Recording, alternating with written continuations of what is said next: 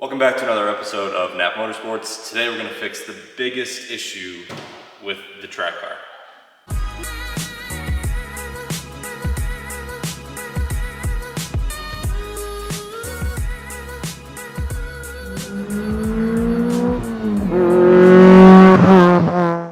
For those of you that don't know, the track car is currently on a set of DIY Bilsteins. If you watched the track car build series from a few years ago, you saw we just had to make our own bushings and all that stuff.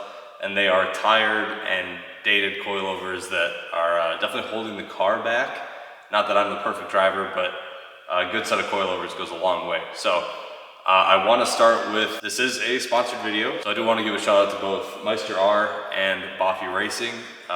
Jarek over at MeisterR and Daniel at BOFI Racing made this happen. They heard that we had some pretty whooped coilovers on this, and they sent out a set of ZetaRace Coilovers to put on this car. With that being said, I do want to preface that I would never pitch something to you guys that I don't firmly believe and test myself. So this isn't just like a shill pitch. I'm going to put these on, we're going to track test them in this video, and I'm going to give you my true thoughts afterwards of what I think about the coilovers and if they are a worthwhile investment or not. It should be a pretty all-inclusive video. We've got the install process and the track testing as well. So to do the install, we're going to have to go back in time to the old garage. This is obviously my new shop. But before we do that, I want to go over some of the specs on these coilovers and what makes them what they are, what makes them good, what they're comparative to, and kind of what you can expect from these just out of the box. So for those of you that watch my channel from the UK or Europe or whatever, you're probably quite familiar with MeisterR, but here in the States, they are not that common. We have a lot of coilover companies, but these seemingly haven't crossed the pond as much as they really should have. So MeisterR, they've been around since 2008. They develop and design their coilovers in both England and the US. These are designed in the UK, manufactured in the UK, and their goal is to provide a high-performance coilover at an affordable price. So you're not spending $3,000 to $4,000 on a set of coilovers for your $3,000 to $4,000 Miata. As far as pedigree goes, these are not nobody, right? They have won British drift competitions, they have won British and European time attack, they have won endurance races, they won the NASA time trials in 2021 at Daytona. So they definitely have been tested, they are tried and true, and I'm really excited to put these on the car and see what we can do.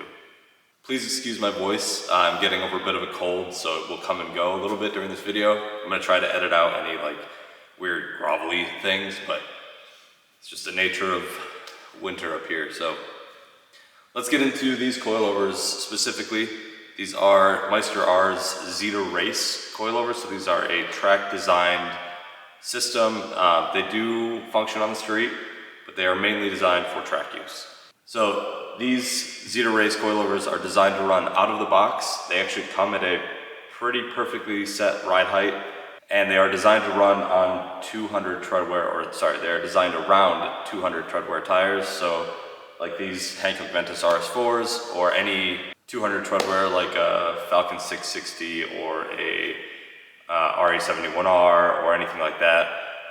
That's what these are designed to use, and which is great because HPDE guys like myself or people that just want to go out and do open lapping days or endurance racing, you're always running a 200 treadwear tire. You're not throwing a set of Hoosiers on this thing and going out. So these coilovers perfectly match the functionality and use of this car, and I would say most amateur, I don't want to say racing, but amateur track driving setups. Spring rates out the box, 700 front, 400 rear, roughly. It is 12.5 kilogram fronts and 7 kilogram rears, which if you do the math out is roughly 700 front, 400 rear. 700, 400 is a pretty common setup for these. You can go a little stiffer at 800, 500, but more than that, and you're just not gonna enjoy the ride at all. So we're gonna try these out the box at 700, 400, and if we find they're too stiff or too soft, we can make some adjustments and go from there. A lot of times people look for something called dual digressive valving when they're looking at coilovers. And if you look at MeisterR's website, you will see SRV, which is speed reactive valving. And we're gonna nerd out a little bit here because I know the people that are watching this are looking for the actual details, so I'm gonna give it to you. So similar to a dual digressive system, the SRV has a high-speed blow-off and an aggressive low-speed force. So it's a lot of words. The high-speed blow-off, the simplest way to put it is when you're on track and you're hitting curbing, right? You're doing the sweet line, you're bumping curbs, or you're on the street and you hit a pothole. That high-speed blow-off like absorbs that immediate shock. It doesn't make the car unsettle. It makes it controllable, predictable, repeatable.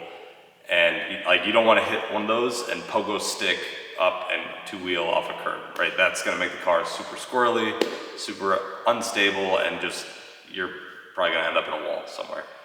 So along with that, the aggressive low-speed force aids in like your steering turn-in. It works the tire more and it lets you kind of grip on turn-in. The downside to that is it does make the car a little nervous. So when you're doing higher speeds and you hit little bumps on track or you know, little things in the road that can kind of upset it, it can make the car kind of want to shimmy shake. So to get around that, which is what differentiates the speed reactive valving from dual digressive, is they have a low speed bleed. So this is kind of similar to, you'll hear a lot of people talk about Öhlins DFV, which is another super performance oriented coilover, but what that DFV does is it allows these smaller bumps to be absorbed by the suspension instead of making it its way into your steering, because whatever the suspension doesn't pick up is what you pick up on the steering wheel. So if it's letting any small bumps or anything skate by, you're gonna feel it in the wheel and it's gonna feel nervous. So the benefit to SRV is you get both the high-speed blow-off of the dual digressive and the good steering input of the dual digressive system. And you also get the other side of that, which is the kind of low-speed impact smoothness that you're looking for and like in an all-around coilover. There are always sacrifices to be made when you're doing coilovers. So if you can limit those, then that's really your best option. Sometimes it costs you a little more. In this case, it's actually not that much out of a price range. Now, these are track designed or track centric coilovers. I'm not saying they won't work on the street. I obviously can't test them on the street because this car is not street legal in any way. But once I do the track testing, I will give you my feedback and kind of where I think they fall. Because a lot of people will run track dedicated coilovers on the street, and that's okay, that's really up to you. MeisterR does offer a suite of coilovers, so if you're not doing just track dedicated stuff, you can hop onto any of their other lineup and pick up coilovers that might be better suited to what you are trying to do with your car. So obviously we are in my new shop. That is not going to be the case for the install portion of this video because I installed these prior to Miata Con at Lime Rock Park, which this building was not finished yet. We had just poured the concrete. So to do the install on these, we're going to actually head back to my old garage on the house and we're going to install them there. I'm going to apologize in advance. The lighting is not the greatest in there. Obviously I have a ton of light in here, but I was working with what I had at the time and we had to get these coilovers on so we could test them. There's a full install on these coilovers coming up, and then also we're going to go straight to Lime Rock Park. I've got some on-track footage in car, I've got some drive-by footage, and then we're going to review them when we come back. I'm going to tell you my thoughts on these and if I think they are a worthwhile investment. So this is the inside of the box. You're greeted with a operation manual and a bunch of stickers, which these will be going on the car. But inside, the part that we're all really here for, I've already taken one of these out of the box yesterday, is the coilover.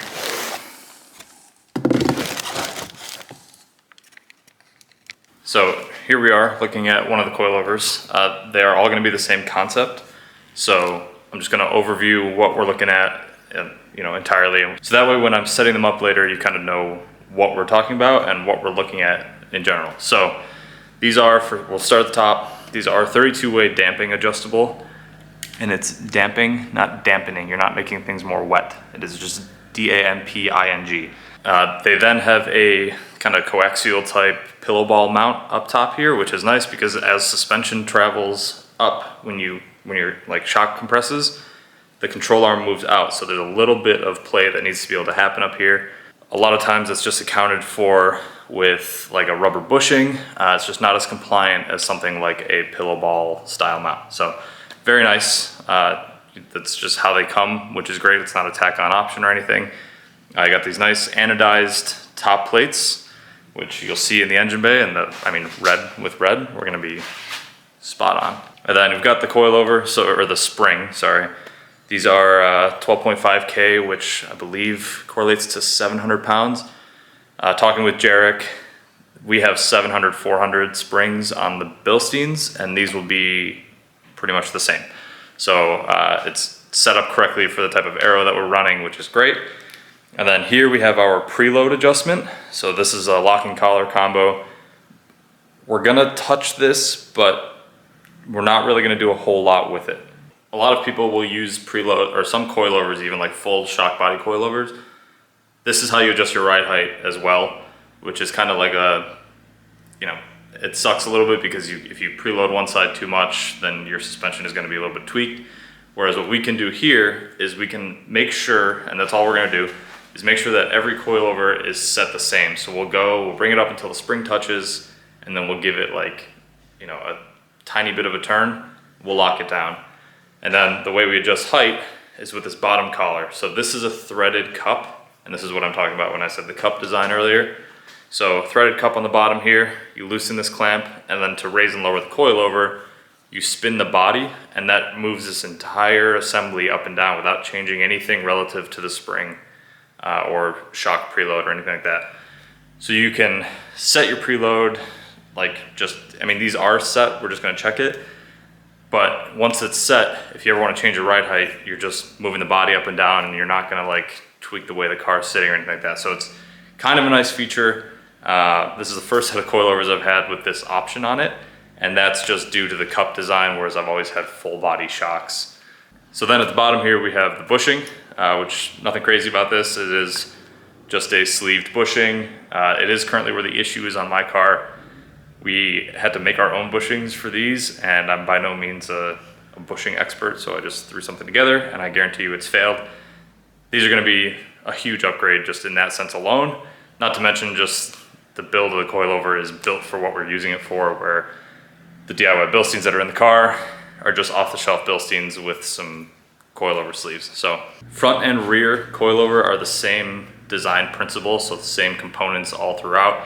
They will look a little different because they go in different spots, but we will cover that as we go around. So I'm gonna pop out the existing coilovers on here. We'll lay these side by side, and I will show you kind of in person what the differences are, and then we'll get these installed. We will set the ride height, and we will test these on track. I do want to mention that there is a test you can do with setting the proper preload, proper ride height, so that your wheel doesn't hit the fender. I intend to do that once the shop is built, which I'll give you a sneak peek of the shop in a second here. I intend to do that once the shop is built and I have the lift and I have time. I am currently a week out from leaving for Miata, so I still have to get these installed, tow the car to go get aligned, and do all the other stuff I have to do before we leave. So for today's episode, it's gonna be a pretty basic, just like overview of the shock, installation, and then on-track review and my honest opinion on it. While this is, again, sponsored content, full transparency, I will give you my honest opinion on these, but right out of the gate, these are super nicely built. These are definitely up there in the initial out of the box kind of build quality impression. So let's do some side-by-side comparison. So for those of you that are not aware, this is what a set of DIY Bilsteins looks like. These are the front coilovers. They're installed. I'll put them on the bench when I take them out. But for a quick overview of how to remove, so there is a long 21mm bolt on this upper control arm here. We need to unhook our sway bar, AWR Racing sway bar. Just one of the end links will do. And then there's a lower bolt on the coilover right there that we gotta take out. And then of course, we have to take the shock mounts off. Apparently that fell off. I have to take the shock mount 2 screws. So these are gonna be 2 14mm nuts that hold the top body in, and then the coilover will slide out. These have been out, so they will come out pretty easily. And I'll set you guys up kind of over here so you can just watch it go down.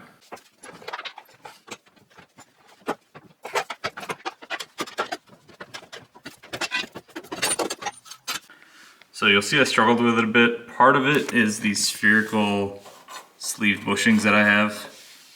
The other part was that I didn't undo the other side of the sway bar, so I couldn't lower the sway bar down.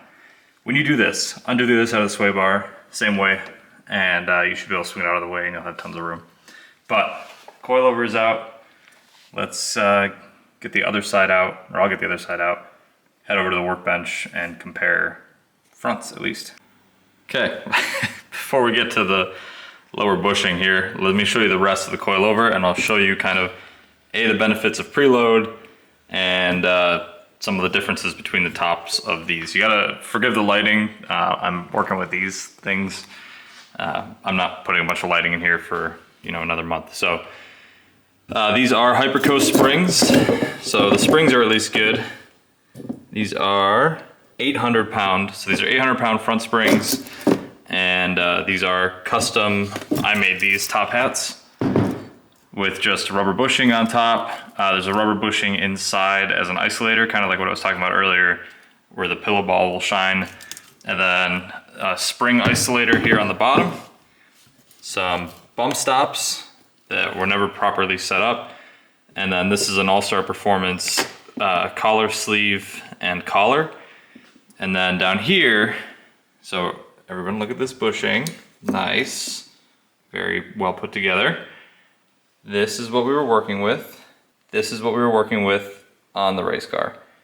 I mean, I can probably, if this is, yeah, I can move it by hand. So you can see from the load of the car, it actually pushed it up a good bit. So it's no longer centered in the bushing sleeve, and it's very, very compliant. So what this is gonna do is when you unsettle the car or whatever, the shocks are gonna do things that you are not expecting, because this is all over the place. Like, I can move that very easily by hand, whereas this is rock solid. So, like we were saying earlier, pillow ball top mount, so let's spin these around. There's a, it's sort of like a circular bearing in here that allows the shock to move independent of the top hat. If I had the coilover apart, I could show you. I could probably take this top plate and like roll it around. It's a very cool design. A lot of the top end coilovers come with that as an option, and these come with it standard, so I do really like that. Also damping adjustable, so you can click this little Johnny right here and make changes. This, not damping adjustable, this is just fixed Penske or fixed Bilstein shock that, wherever it is, and that's it. And then preload adjustment on this one. So you can see this shock uninstalled, the spring is tight.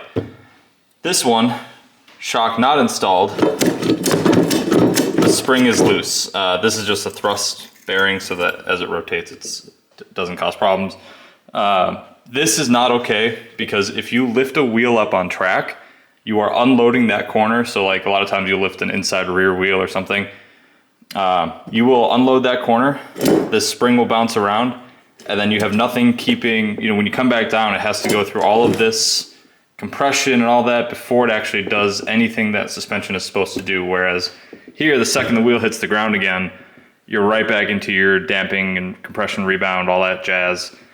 Here, if the spring comes down crooked and lands on the isolator, then your ride height's gonna be different until you go airborne again, and it pops around. Really not an ideal setup. The extended top hats were kind of a cheap fix for me. It's a couple pieces of metal, so it wasn't hard to do. This setup, I'm honestly just gonna throw the whole thing away. There is no worth saving any part of this combo. I wouldn't feel comfortable selling this to anybody. And now with these, the difference between here and here is like, I don't even know how to describe it. This is just absolute garbage at this point. And this is only, I think, 3 seasons old. You can see the shocks are leaking. They're dead. These are clean, they're good. They have dust boots, which is gonna be nice on track. There's all sorts of debris that comes up. I cannot put into words how excited I am with these. I was intending to preset my ride height, which is what you would do. You'd like set the top hats in line with each other and then adjust the collar on this one till it's the same length. Can't really do that with the suspension play, so we're gonna put these in as they come from the factory for ride height, and we'll set the car down on the ground. We'll put 250 pounds in the driver's seat, and we'll go around and set our corner weights based off of that. I did not expect those lower bushings to be so damaged. I'm surprised that the car was even semi-stable on track.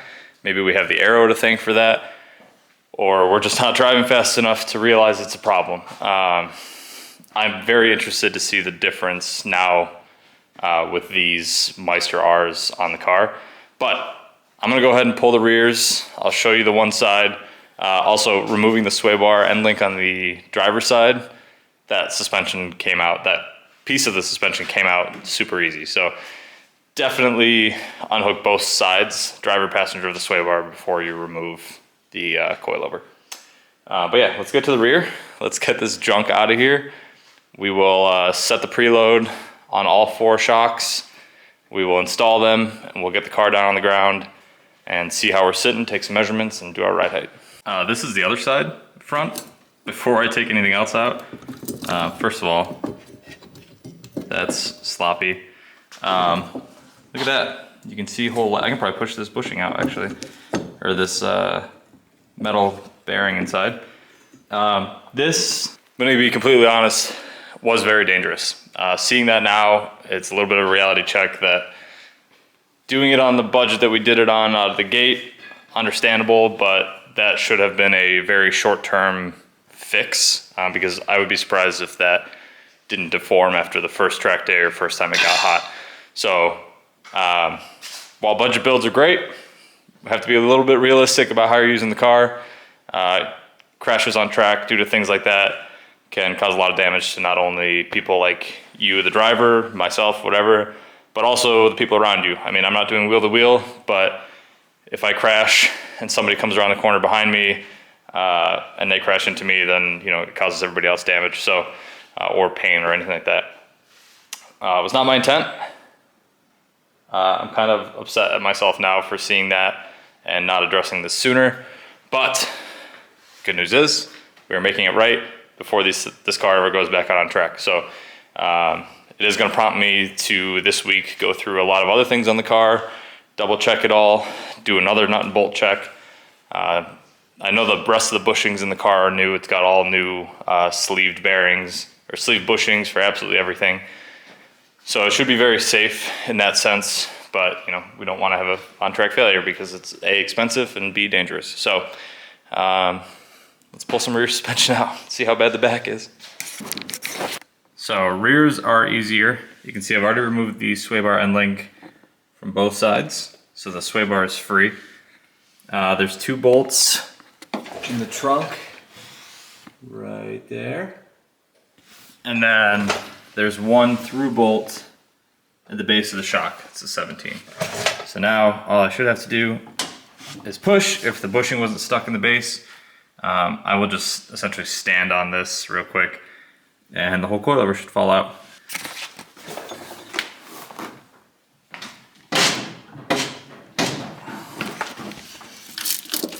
And then it gets stuck up on top.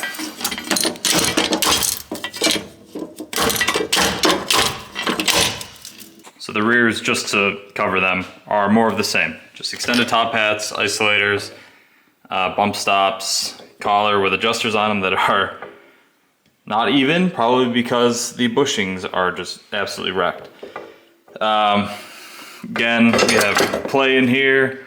It's a mess. These are all like super loose and wobbly up top. This one's really bad. These are just garbage. I'm sure I could save the springs for something, but we're not gonna do that.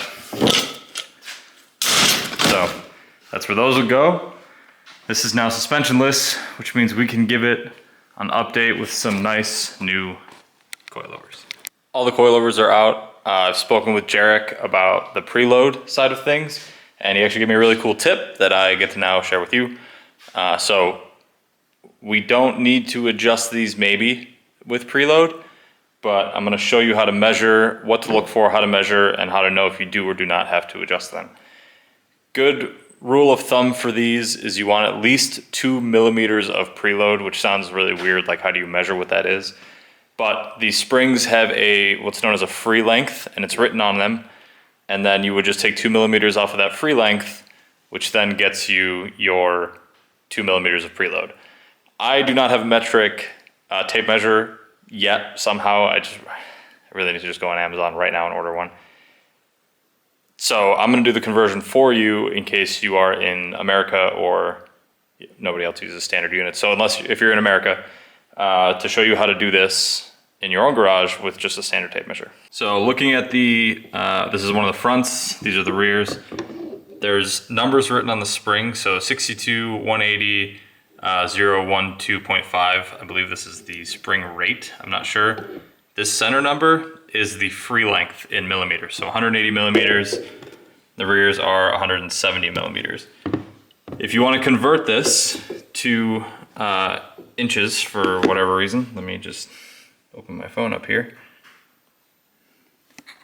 So we have 180 millimeter, 180.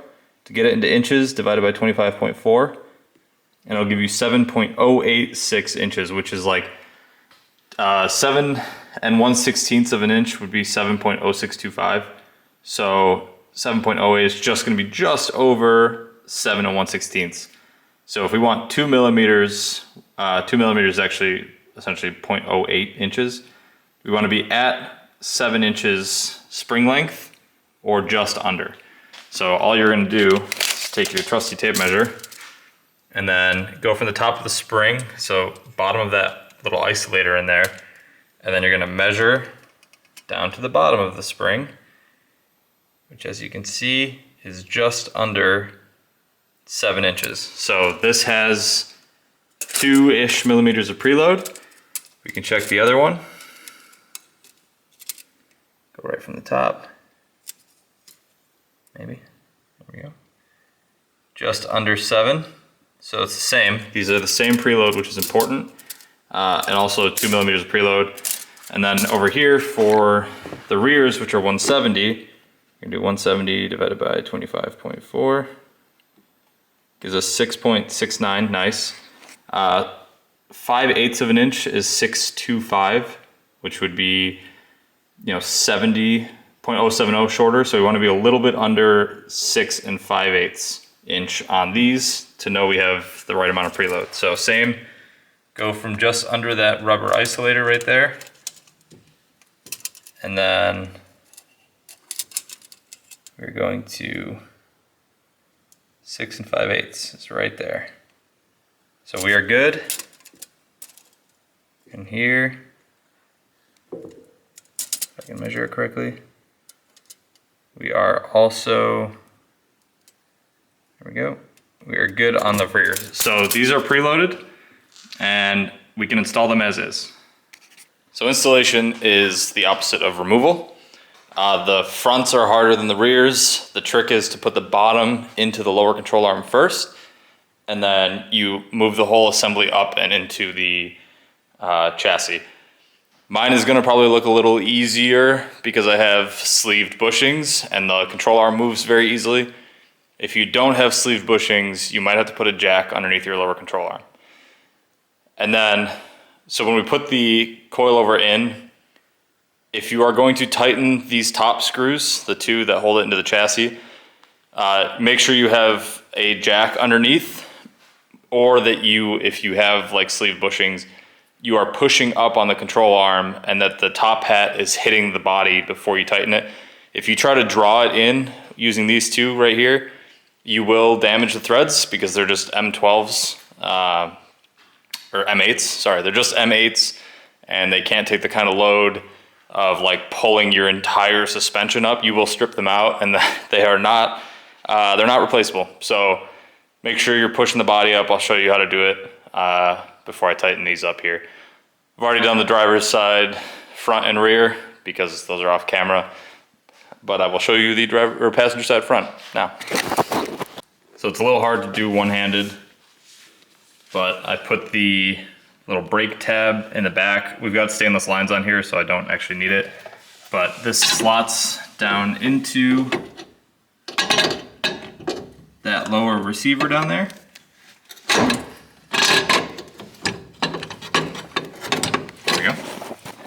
So the coilover, let me get my light on it. Coilover slots into that lower channel down there.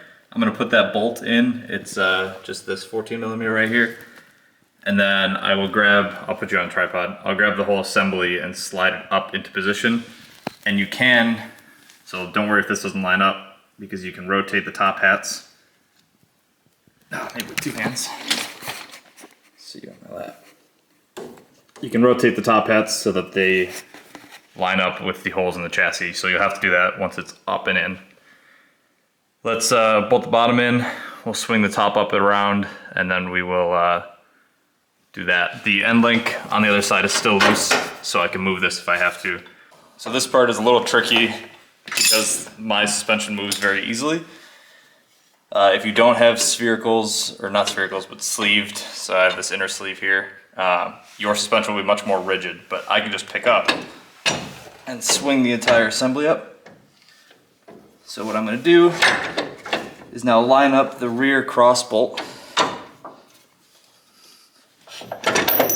as best I can.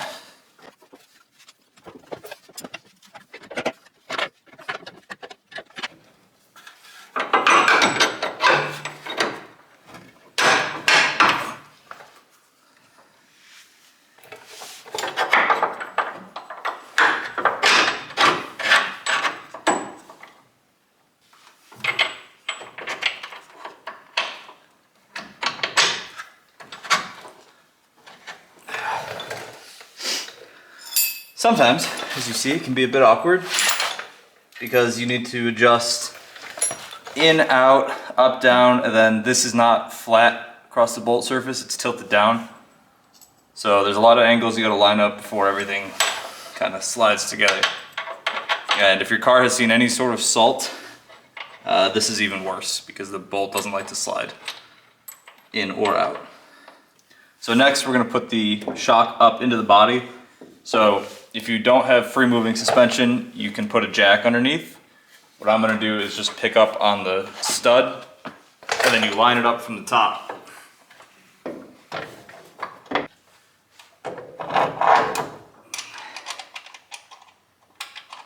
So these are hand tight, but you can see the base is all the way up against the chassis. So make sure you thread these on by hand as far as they go, and then tighten them. You don't want to start them at the top and then pull the suspension up with the impact or something.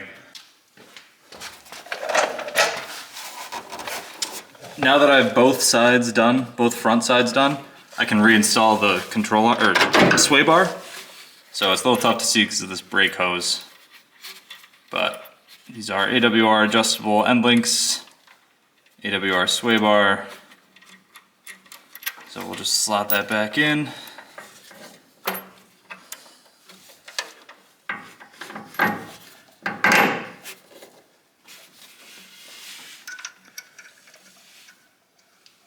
Okay, time to do the rears. Sorry if you can hear my neighbor chainsawing. I don't know what he's doing.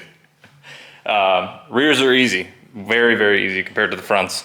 So what we're actually gonna do is we're gonna put this up into the top first, and we'll bolt it in through the trunk, and then the bottom will just hang. And then we lift up the lower control arm, slide the bolt through the bottom, tighten it up, and you're done. If you have a rear sway bar, again, leave it unhooked because you're gonna want that unhooked for when you do your ride height. But yeah, simple as that. It's for 2 nuts and 1 bolt. So take you back there, I'll show you how we do. So coilover is currently hanging from the top because I have tightened the 2 nuts in here. Now what we're gonna do, if it focuses, is I'm gonna grab this and you can just rotate the whole collar. The direction on these does not matter, but on the other side I have the MeisterR logo facing back, so everybody that I'm gapping can see me. And then we're just gonna lift this Johnny up here, slide the bolt through it, tighten that down, tighten the 2 down in the trunk, and ready to party. Some of you are gonna notice that I'm putting a nut and bolt in the bottom. That's because the nut on the inside of these control arms is broken off, so I've cut an access hole in and I can pass a nut through it. But this is as easy as, see if I can do that. We're gonna pull up on the control arm, which the rears are a bit stuck. Make sure this is out of the way. then you just gotta line your sleeve up.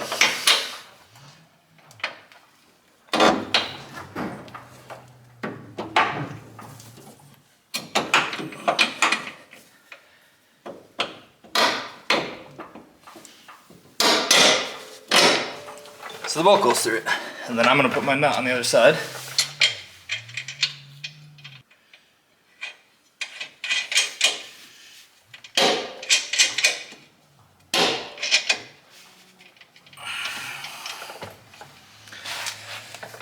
Now that we've got the bottom in, the top in, we can tighten this down and we can throw the wheels back on it and get it ready for ride height adjustment.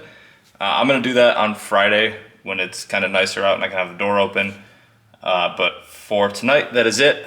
This is the basics, obviously tighten everything up, of coilover install. The next step is gonna be setting our ride height. It's been a couple days, it's actually now Friday, a week from the track day. So track day is next Friday at Lime Rock Park for MiataCon. The next thing that we have to do to this car, which is gonna be a little different for this setup than for like a normal car, I guess, or a normally tracked car, is setting the ride height. So these coilovers are set from MeisterR out of the box at the suggested ride height, which is like super nice. A lot of times the coils just come fully like height, full max height, whatever, full height out of the box, which isn't what anybody wants. In speaking with Jarek, they actually set the coilovers at the suggested ride height out of the box. So assuming your chassis is not twisted or anything weird like that, you should be able to put them on, set the car down, and maybe only have to make minor adjustments. The reason it's gonna be a little more difficult on this car is for two reasons. One, I need to make sure my splitter is high enough off the ground, which is why I installed it. And two, I hit the wall at Watkins Glen last year with this, with the back corner, and I think the chassis is a little tweaked, so like I can rock it back and forth pretty easily. It still tracks straight, everything feels right, but it's possible. It could just be my garage floor. I've never jacked a car up on this floor since we moved here, so it is possible the floor is just out of whack, but I'm gonna set the wheels on the car now. We'll set the car down. I'll show you guys a couple ways to measure, how I measure, and then if we need to make an adjustment, we'll do that, and then I'm gonna go do some street testing. Thankfully, I live out in the country now, but do some road testing and make sure that the car is all good to go for next week. It will need an alignment. I could do a string alignment. I hate string alignment, so I will not be doing that. I will be loading it up on the trailer and bringing it to a shop, I'm not sure where, sometime early next week to get all that hammered out, but it should be a pretty quick ordeal because we're not gonna be really at a much different ride height than we were on the old setup. But with all the new bushings and all that stuff, we just wanna make sure we're good. So, one last thing, when you do this and set your ride height, you wanna make sure you have your or whoever the driver is of the car, that weight in the driver's seat. So what I'm gonna do is have probably my wife sit in it. I won't show it on camera, but I'll have my wife sit on the driver's seat and I'll give her like 100 pounds or 120 pounds or however much more I weigh than her. I'll put it on the floor or on the seat and have her sit on top of it. That way the suspension can compress on that side as much as it would when you are sitting in the car, and then you set your ride height that way. And in theory, you should be doing your alignment that way as well, because you will be sitting in the car when you are going down the track. So your alignment should be based on you when you are in the car. But neither here nor there.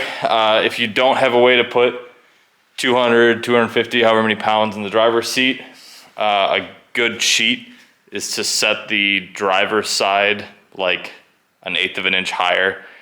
It's not perfect, but it is better than setting it all even and then having the driver's side be low once you sit in it. So if you got a buddy, you sit in it while they measure, however that works. But I'm either gonna do that or call a friend and have them sit in the driver's seat. But I live out in the country now and I'm like 30 minutes away from everybody I know. So we'll see, we'll get to that. It's also important, I'm gonna stop rambling soon, to have the car as weighted down as it will be for the rest. So like I put the splitter on, I'll throw the bumper on it. That way the car is complete and we're not like throwing, you know, a splitter on the nose of the car after we've done the ride height setting, because the weight of the splitter will sag the nose. So make sure the car is complete, make sure you have the applicable weight in the driver's seat, and then do all of your height setting and measurement and all that stuff. Okay, car is on the ground, and now it's time to measure our ride height. And you'll see I pulled the quick jacks out because the right way to do this is to measure from the pinch welds. You can't, in theory, measure from the apex of your fender. Being that this car has been into the wall and that corner was dented, these fenders are loosely mounted. I don't trust that to be accurate within what we want. So what I am gonna do, or what I already did, but I'll do it for you guys again, is measure all the pinch welds. So granted, you wanna make sure you do this with somebody in the car, but I'm gonna show you the process, and then I'll show you, because I have to raise this, I'll show you how we're gonna raise it, and then that will be it for the install. So the ideal ride height for an NA or an NB pinch weld to ground in the front is 125 to 140 millimeters, which is like 4.9 inches to 5.1 or something like that. It's a little over that. And then the rear, you want rake on these cars. So you know, zero rake would be flat. We want rake forward. So the rear needs to be higher than the front. The ideal rake is anywhere, so whatever you set the front to, I always did a 1/4 inch, or people say 5 to 8 millimeters. A 1/4 inch is 6.35 millimeters. So a 1/4 inch of rake is a great idea. This already has it, so I do want to say out of the box, these are nearly spot on. All 4 corners are the same, and the driver's side entirely is 1/8 of an inch higher. That's just dumb luck, I think, because I would think they were all exactly the same.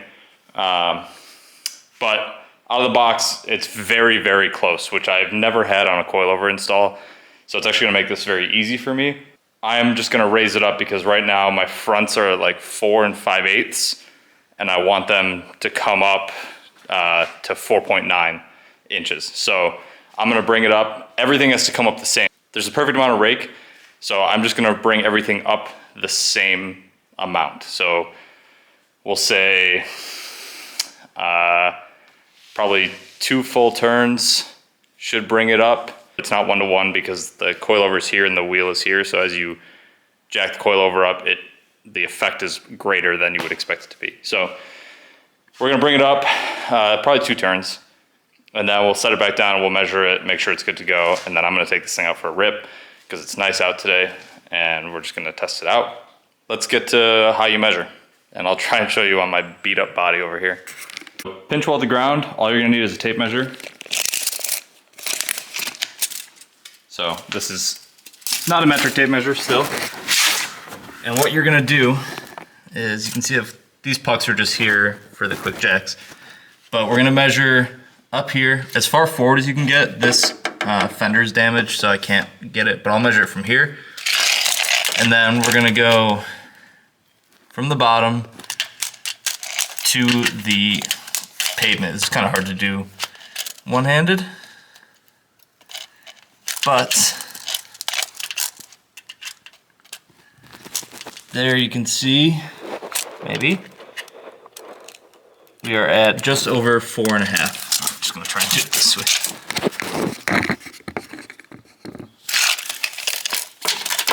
So, pinch weld to ground, tape measure is reading 4.5 right here. If you want, you can measure it this way also, and it'll show you 4.5.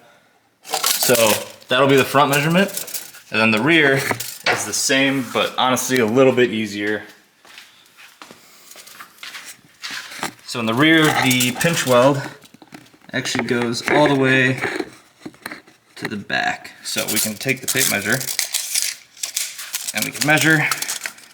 So we'll put this in here, and we are at 4 5/8. So it's actually 1/8 of an inch of rake on this side. You'd repeat it on the other side. It's a good idea to write the numbers down on some scrap piece of paper, and then measure the other side and understand. So 1/8 of an inch is about 3 millimeters. So I'll actually probably go a half turn higher on the rears than the fronts.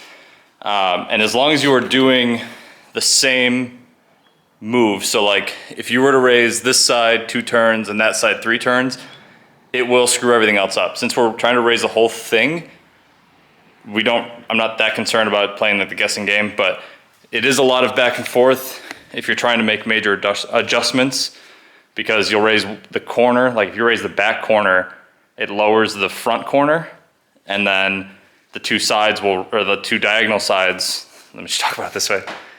If you raise that corner and nothing else, it will lower this corner and it will raise that corner and this corner, because you're essentially just, well, that way you're cantilevering the car up. It's a lot of back and forth, and you kind of just like iterative loop it until you get down to 0. But what I'm gonna show you guys is we'll put it back in the air. I'll show you how to adjust the collars the proper way, and then we'll set it back down, we'll take another measurement, and then we should be ready to rip. So before we go up, mind you, those boxes are all empty, it's just storage while we moved. They don't add any weight, but I sat in the driver's seat and I had my wife measure the pinch welds, and this is actually how it played out. So this is passenger front, driver rear, passenger rear. So we're 4.5 square in the front, and then 4.625 or 4 5/8 in the rear square, which just reinforces the fact that we just need to bring the whole car straight up, and then we'll kink the back up a little higher. 2 millimeters is like a quarter turn, so we'll probably do a half turn or something and get the rear jacked up just a little bit more. Makes the car more stable. But yeah, I'm gonna bring it up, pop the wheels off again, and I'll show you guys. The adjustment is very easy on these cup style coilovers, which is super nice. So I'm gonna skip the getting this thing in the air part. This is much easier if you have a lift, because you can just come up and down without taking the quick jacks out, but whatever. So the MeisterRs come with 2 not adjustable, but coilover wrenches. You have this long one, and then you have this really wide one here. The only one you're gonna need to adjust height is this wide one here. That is for the top collar if you're adjusting preload, which we're not gonna be doing. So in here, this is the front of the car. All 4 corners are gonna be the same process, so I'm just gonna show you this one, and then I'm gonna knock the other 4 out. You need to loosen that lower adjustment nut, so you would put the wrench on as such. So the wrench is on the collar, and you break it so that it threads up the shaft, because it rides on this threaded collar right here. To adjust the ride height, now we're gonna use this collar just as a leverage bar, and we're going to twist this body, would be counterclockwise, to unthread it from the cup below, if that makes sense. So we wanna thread it out of this base here, and it will push the collar or the control arm down away from the body, which then raises the car. A little counterintuitive. When you do this, if you're doing what I'm doing, or even if you're just making one adjustment, I suggest you count your turns, because then you know, like, if you do 4 turns and it went up 1 inch, then you know 2 turns is roughly ½ inch, and then you can just make your finer adjustments that way as you do your loops. I'm gonna go 2 full turns. So I'll rotate the collar 2 times exactly, and then the trick that I'm gonna do is I'm gonna mark this with a Sharpie so that I can see when it's come around twice, and then I'll know I've done 2 turns.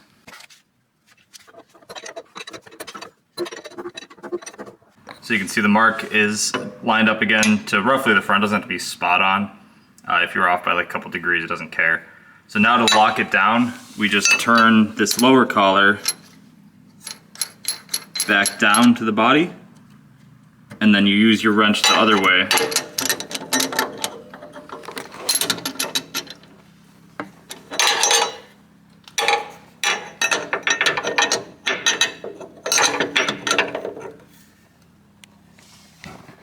And then you use the wrench the other way, and you just tighten it in. You don't have to go crazy. Just snug it up. And now this one has been raised 2 full turns. So we're gonna go do that over there. And then back here, we're gonna do 2.5 turns. And I think that will get us where we want. So we're back on the ground again, and now we just repeat the process one more time. So you go measure all your pinch welds. If you have to make another adjustment, you bring it back up, adjust it, bring it back down, measure. An important thing to do when you set these cars on the ground, if you have something like spherical bushings or sleeve bushings, it's not as important. But you want to settle the chassis. So there's a lot of preload in like the control arms and stuff like that, and the rubber bushings. So what I will do is I'll open the door and I'll stand on the door sill and I will literally just like bounce on the door frame or door sill, not on the door itself, but on the sill, on both sides, probably like a good 10, 15 times. And that lets the suspension kind of settle into where it's gonna be. If you don't, it's possible it can be jacked. You can also roll the car forward and backwards. There's a bunch of little tricks of the trade. Bouncing has always worked for me, so that's my method. I don't have to move the car or anything like that, but I'm gonna measure it, see where it's at. If I have to make adjustments, I'll do it off camera again. But wherever it's at, the next step would be hook your sway bar up and then setting your sway bar to 0 preload. And what I mean by that is if you look at a sway bar, the way it comes into the control arm, it can be tipped up or down. You want it when the car is sitting on the ground, so it's kind of annoying. You can put it on ramps or wooden blocks or something, but when the sway car is loaded, the sway bar needs to be parallel to the ground. And then with adjustable end links, really this is the only way you can do it is with adjustable end links, but you adjust, so you essentially remove one side, you jack up the sway bar or bring it down until it's parallel using one of the end links. And then the other end link, you need to adjust so that it slots through the hole on the sway bar on the other side. And that way it's not pulling down, it's not pushing up. And then the sway bar is not loaded when you're going straight, because if you preload the sway bar one way or the other, it will cause the car to act differently depending which way you throw it into a corner. So make sure your sway bar preload is set to 0. I'll probably do a video on that at some point. It's probably like a 10-minute video. Front and rear are the same. Rear, I don't believe you can get it parallel, but you really just want to make sure that there is no load on the sway bar. So do that, torque your wheels down, and then go get it aligned, and then you are installed. That's not where this video is going to end. This video, we're going to go to Lime Rock in a week, and I will be filming, I don't want to say a reaction video, but I'll be filming a first impressions on track video with it. I got to find my GoPro so I can put them in the car, but I will be actually track testing these and giving you my feedback in this video. So that should be pretty cool. I'm pretty excited. I've never driven Lime Rock outside of the simulator. It's got some good elevation change, some fun turns, no real off-camber stuff, but just, you know, it's just a fun track, and it's a historic track, so it's kind of cool to be able to say in the future that I have driven Lime Rock. It's right up there with Watkins Glen for me in terms of coolness. So I'll pick you guys up probably when it's loaded on the trailer and we're ready to go, and then we'll get into the track footage.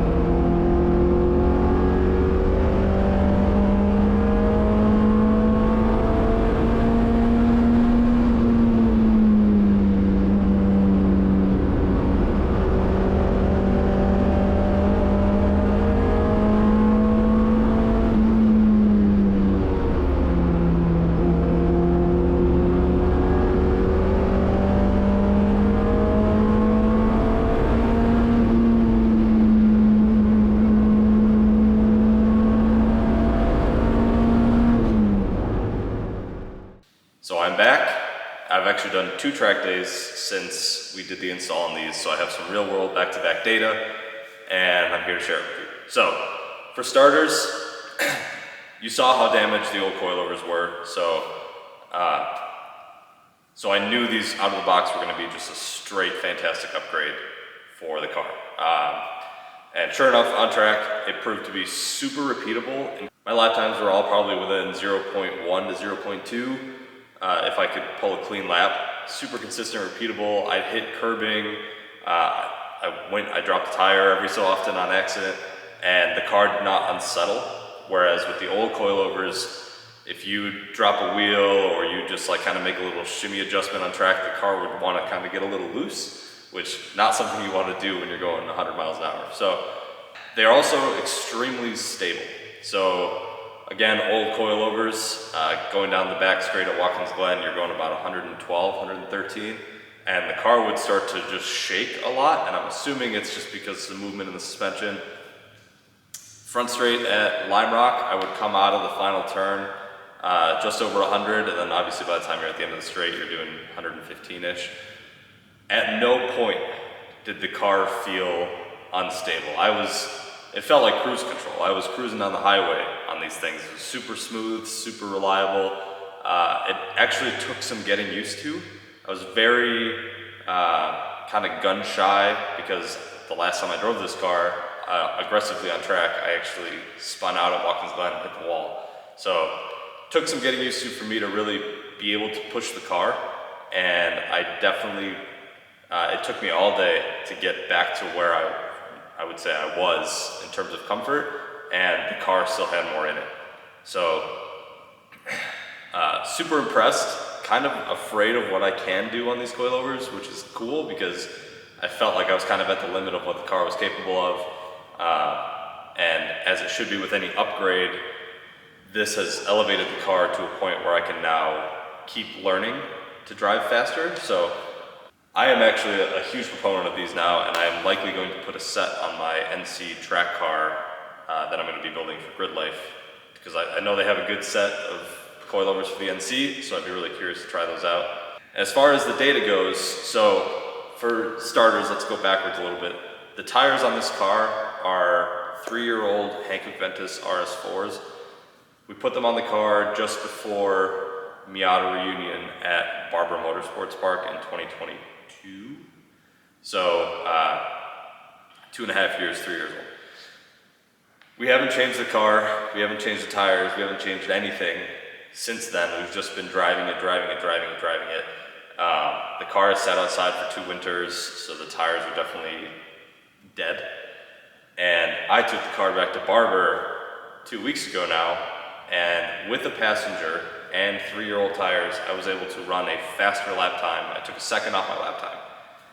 So the only change is, obviously I've done 15 track days since then, but I was able to push the car faster with beat tires and a passenger than I was able to do with 2 back-to-back track days the first time we drove this car on DIY coilovers. So I'm going to count that as data.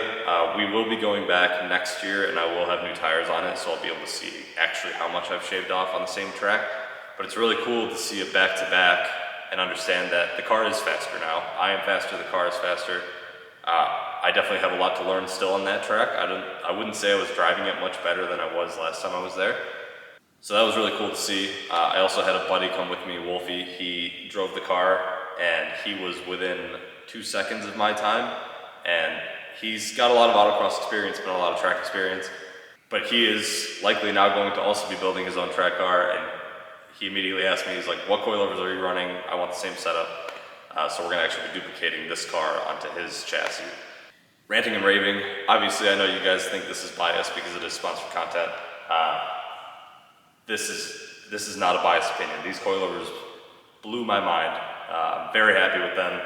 I don't know if the in-car audio from Lime Rock will pick it up, but there were some laps where I'd come on the front straight and I was like screaming in excitement because the car was doing things I didn't think was possible. So very pleased, highly recommend these. If you're doing any sort of HPDE or amateur style driving, or you're just getting into something like Grid Life or whatever, take a look at these. The price point is more on the affordable side than something like, say, Penske or Zeta or whatever. You're about half of the price point, which I know when I build cars, I'm trying to be budget conscious. So those of you that are doing the same, you don't want to skimp out on coilovers, but you also can't justify sometimes spending that much money. So take a look at MeisterR. If you are looking for a dealer, you can get them through BOFI Racing. That's where I got them in the UK.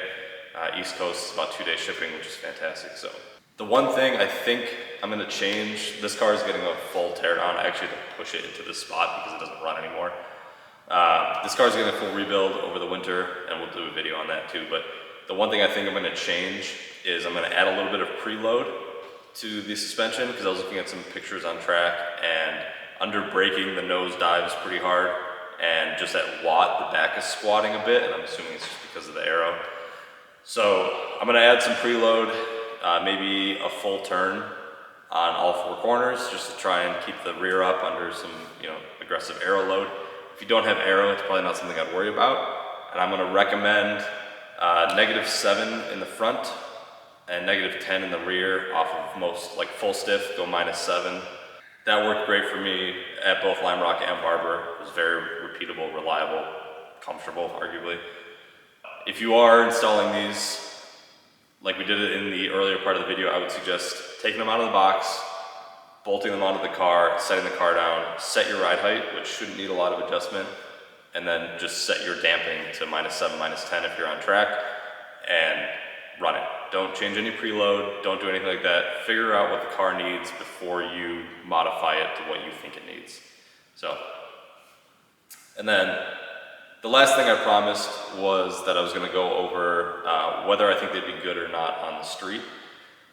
Again, a tough tell, because obviously this thing is not plated. I don't even have a title for this car.